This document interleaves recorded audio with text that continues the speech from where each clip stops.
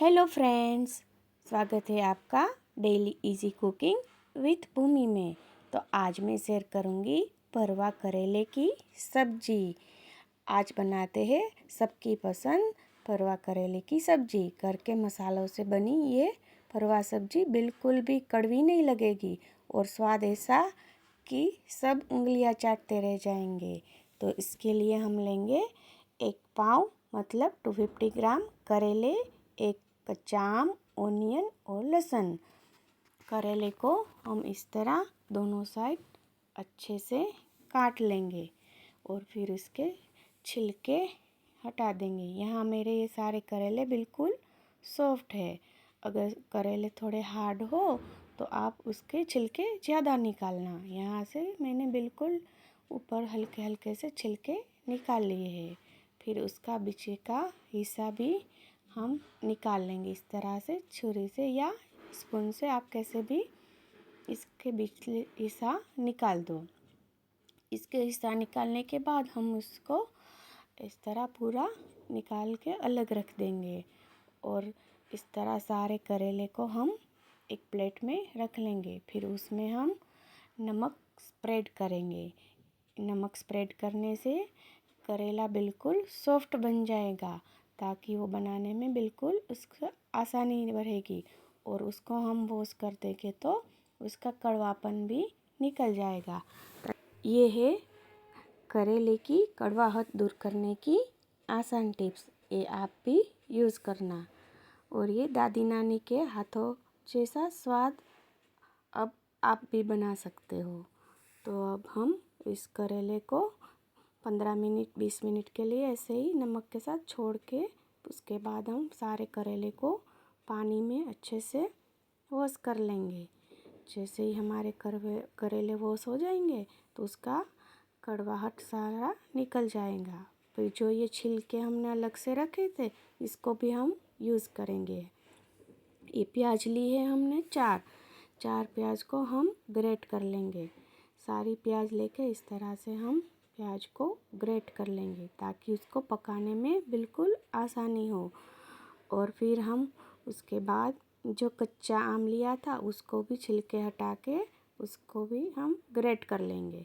इस तरह से पूरे आम को भी हम ग्रेट करके एक साइड रख लेंगे। तो ये हमारी प्याज और आम ग्रेट करी हुई। और हम लहसुन लेंगे, लहसुन को हम पेस्ट बना लेंगे। ये जो है करेले के छिलके और आम ग्रेट करी हुई और प्याज ग्रेट करी हुई। फिर एक कढ़ाई में हम तेल गरम करने रखेंगे।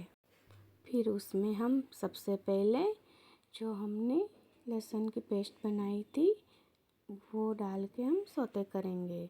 इस तरह से लहसुन का सारा कच्चा फ्लेवर हट जाए और उसका फ्लेवर तेल में अच्छे से मिल जाए। यहाँ पे आप लहसुन नहीं खाते हो तो स्किप भी कर सकते हो।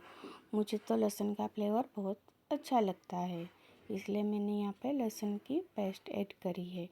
जैसे ही लहसुन भुन जाए उसके बाद हम जो प्याज को हमने ग्रेट करके रखी थी वो डाल के हम उसको भी सौते करेंगे।